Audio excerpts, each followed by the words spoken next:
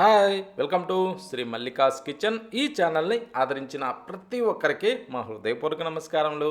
ఇవాళ చాలా మంచి రెసిపీతోని మీ ముందుకు వచ్చానండి. చాలా బాగుంది.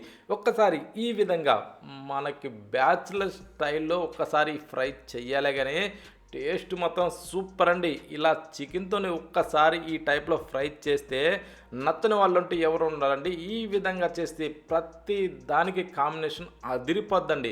మనం ఇంట్లో పప్పు చేసినా సాంబార్ చేసినా ఇలా ఏది చేసినా దాని పక్కన ఒక్కసారి ఈ చికెన్తోని ఫ్రై చేసుకోండి. రుచి మాత్రం అద్భుతం అండి. ఇంకా దాన్ని సపరేట్గా పెట్టుకొని కూర్చొని తినాలనుకునే వాళ్ళకి కూడా ఇది ఒక వరం అండి. అంత బాగుంది.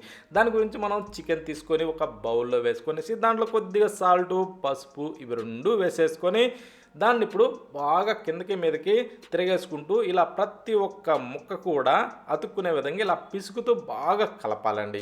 అప్పుడేమవుద్దంటే ఈ ఉప్పు పసుపు అన్నది ప్రతి ఒక్క ముక్కకు కూడా బాగా పట్టే విధంగా మనం ఇలా కలపాల. కలిపిన తర్వాత దీన్ని అరగంటకు తగ్గకుండా ఊరనిచ్చుకోవాలి. ఇప్పుడు దాన్ని పక్కన పెట్టేసుకుందాం. పక్కన పెట్టిన తర్వాత ఇప్పుడు స్టవ్ మీద ఒక ప్యాన్ అయితే పెట్టుకొని దాంట్లో ఒక 2 టేబుల్ స్పూన్లు ధనియాలు వేసుకొని ఆ తర్వాత కొద్దిగా చెక్క ఒక 3 లవంగాలు వేసేసుకునేసి ఇలా కాస్త దూరగా వీటిని మనం వేగనిచ్చుకోవాలి.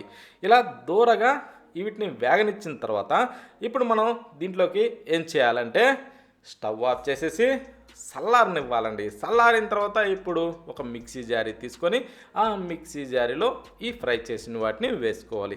అది ఎలా అంటే చల్లారిన తర్వాత అండి. కానీ వీటిని దూరగా వేగనిస్తేనే ఇవి మంచి వాసనతోనే రుచి చాలా అంటే చాలా బాగుంటుంది. ఓకేనా? ఈ టైప్లో గ్రైండ్ చేసేసి ఒక వెల్లుల్లిపాయని ఒక గడ్డని ఒలిసాన్లో వేసి దాన్ని కూడా ఇలా గ్రైండ్ చేసి ఈ టైప్లో పొడి తయారు చేసి పెట్టుకోవాలండి. ఓకేనా? ఈ టైప్లో ముద్దగా ఇలా వస్తుంది. కానీ మంచి వాసనతో ఉంటుందండి ఈ పొడి. కానీ ఇప్పుడు ఈ పొడిని మనం మూత పెట్టేసి వాసన పోకుండా పక్కన పెట్టుకోవాలి. ఇప్పుడు స్టవ్ మీద ప్యాన్ అయితే పెట్టుకొని మనం అరగంట ఊరబెట్టిన ఈ చికెన్ని దాంట్లో వేసేసుకోవాలి. కనీసం ఒకవేళ టైం సరిపోలేదా కనీసం ఏంటంటే 20 నిమిషాలు 15 నిమిషాలకైనా తగ్గకుండా దీన్ని మనం ఊరనిచ్చుకోవాలి. అప్పుడే ఏంటంటే ఈ ఉప్పు పసుపు ప్రతి ఒక్క ముక్కకు బట్టి టేస్టు బాగుంటుందండి. ప్రతి ఒక్క పీసు కూడా కరకరలాడుతూ చాలా బాగా వస్తుంది. ఇప్పుడు దీన్ని ఏంటంటే కొద్దిగా తిరగేసుకునేసి ఒక 6 నుంచి 8 నిమిషాల పాటు దీన్ని ఇలా బాగా ఫ్రై చేసుకోవాలి. ఇప్పుడు ఈ ఫ్రై ఏంటంటే కనీసం అంటే ఒక 60 నుంచి 70% ఈ లోపు ఇది బాగా ఫ్రై అయింది. అంతేగాని 100% డీప్ ఫ్రై అయితే అవ్వలేదు. ఈ టైప్లో మనకి ఈ పీసు రావాలి. చూడండి కొద్దిగా కలర్ మారింది. ఓకేనా? అంటే ఇందులోకి నీరు మొత్తం రిలీజ్ అయ్యి మళ్ళీ నీళ్ళంతా పీల్చుకొని రెడీ అయ్యి ఉంటుంది. ఇప్పుడు స్టవ్ ఆఫ్ చేసి దాన్ని పక్కన పెట్టేసేయాలి. మళ్ళీ స్టవ్ మీద మరొక ప్యాన్ అయితే పెట్టుకుని దాంట్లో ఒక 2 గంటలు ఆయిల్ వేసుకోవాలి. వేసిన తర్వాత కొంచెం వేడెక్కనిచ్చి కట్ చేసిన ఉల్లిపాయ అండి ఒక చిన్నదాన్ని సన్నగా పొడవుగా కట్ చేసి దాంట్లో వేసేసుకోవాలి. వేసిన తర్వాత ఇప్పుడు దాన్ని ఎలా అంటే మనం మంచి కలర్ వచ్చేంత వరకు దీన్ని సన్నమంట మీదనే ఫ్రై చేసుకోవాలి. చూడండి ఇలా ఫ్రై అయిన తర్వాత ఇప్పుడు అల్లం వెల్లుల్లి పేస్టు ఒక టేబుల్ స్పూన్ వేసుకునేసి దీన్ని కూడా పచ్చి వాసన పోయేంత వరకు ఇలా కలుపుతూనే బాగా వేగనిచ్చుకోవాలి. అల్లం వెల్లుల్లి పేస్ట్ వేసినప్పుడు ఎప్పుడైనా సరే అడుగున అతుక్కుంటుంది. అది కొంచెం గమనించుకుంటూ కలుపుతూనే పచ్చి వాసన పోనిచ్చి ఇప్పుడు ఇందాక మనం ఫ్రై చేసి రెడీ చేసి పెట్టుకున్నాం చూడండి ఆ చికెన్ పీసెస్ అన్నీ కూడా దీంట్లో వేసేసుకోవాలి. ఇలా ఎందుకు ఒకేసారి ఫ్రై చేయొచ్చు కదా అనే డౌటు చాలామందికి వస్తుంది. కానీ ఏంటంటే ఈ టైప్లో ఉండే రుచి ఆ టైపుకు రాదండి. అందుకోసం అనేసి ఒక్కొక్కరి టేస్ట్ ఒక్కొక్క విధంగా ఉంటుంది. కాబట్టి ఎవరికి ఏ టేస్ట్ నచ్చుద్దో ఆ టేస్ట్లో మనం ఫ్రై చేసి చూపిస్తున్నాం. మీకు ఏ రకం కావాలనో ఆ టైప్లో ఉండే చికెన్ ఐటమ్స్ అన్నీ కూడా ఈ ఫ్రై ఐటమ్స్ మన ఛానల్లో ఉంటాయి.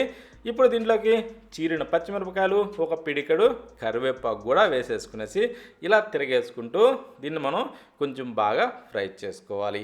అది ఎలా అంటే ఇప్పుడు మనం బోండాలు కానీ వడలు కానీ చూడండి ఎక్కడైనా సరే కొంచెం ఒక టైప్లో ఉడికిన తర్వాత అవి తీసేసి మళ్ళీ కాగిన నూనెలో మళ్ళీ వేసి వాటిని ఫ్రై చేస్తే కరకరలాడుతూ రుచి చాలా బాగుంటుంది. అది అందరికీ తెలిసిన విషయమే. సేమ్ ఇది కూడా అలాగనే. ఇప్పుడు దీంట్లోకి కారం ఒక టేబుల్ స్పూన్ వేసేసుకునేసి దీన్ని ఇలా తిరగేసుకుంటూ మంచి కలర్ వచ్చేదాకా దీన్ని మనం బాగా వేగనిచ్చుకోవాలి. అంటే ఈ కారంతోని ఈ కలర్తోని ఈ పీసెస్ బాగా మంచి డీప్ ఫ్రై అయ్యే విధంగా ఇలా ఫ్రై చేసుకొని దాంట్లో ఇప్పుడు రుచికి సరిపడా సాల్ట్ వేసుకోవాలి. సాల్ట్ వేసిన తర్వాత కొంచెం ఈ సాల్ట్ అన్నది ప్రతి ఒక్క ముక్కకు కూడా కలిసే విధంగా ఇలా తిరగేసుకునేసి ఆ తర్వాత ఇప్పుడు ఆఖరణ గ్రైండ్ చేసిన ఈ పొడిని చల్లేసుకోవాలి.